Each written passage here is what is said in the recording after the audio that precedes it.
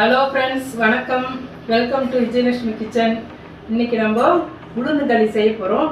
எப்படி செய்ய போகிறதுன்ட்டு எங்கள் ஃப்ரெண்டு காமிப்பாங்க. வாங்க. ஹாய் ஃப்ரெண்ட்ஸ், வணக்கம். நான் தான் புனிதா, விஜய் உங்களோட ஃப்ரெண்டு. அவங்க பக்கத்து வீட்டில் இருக்கேன். நான் இப்போ வந்து உளுந்து களி செய்ய போகிறேன். வாங்க போய் பார்க்கலாம்.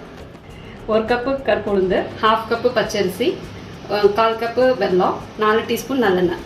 இது ரெண்டையும் நல்லா கடாயில் வறுத்து மிஷினில் கொடுத்து பொடி பண்ணதை நான் 1 கப்பு இப்போ எடுத்துருக்கேன். மிக்சியில் வேணாலும் அரைச்சிக்கலாம். இப்போ ஒரு வெயிட்டான ஒரு பாத்திரம் எடுத்துக்கோங்க. அதில் வந்து ஃபஸ்ட்டு 2 கப்பு தண்ணி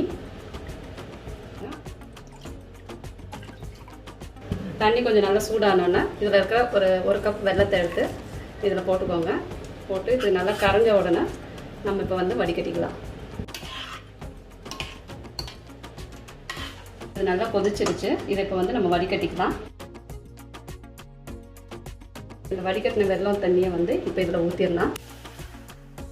இப்போ இதில் 1 பிஞ்ச் உப்பு கொஞ்சம் ஆட் பண்ணிப்போம். அப்புறம் இதில் ஒரு 2 ஸ்பூன் நல்லெண்ணெய் வந்து இதில் கொஞ்சம் ஆட் பண்ணிப்போம்.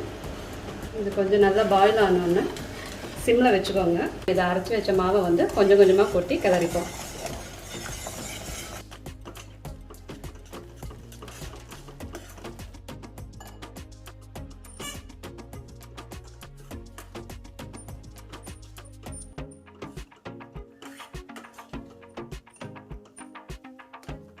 நல்லா இந்த ஸ்டேஜில் வரும்போது கொஞ்சம் மீதி இருக்கிற நல்லெண்ணெயை வந்து இதில் ஊற்றிக்கோங்க.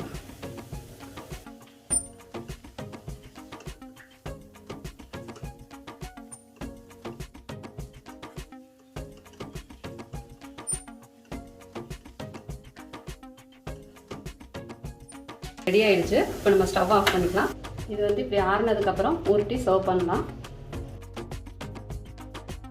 இதுக்கு வந்து நம்ம வந்து கருப்பட்டி போட்டும் செய்யலாம். இது வந்து கிட்ஸுக்கும் லேடிஸ்க்கும் ரொம்ப நல்லது.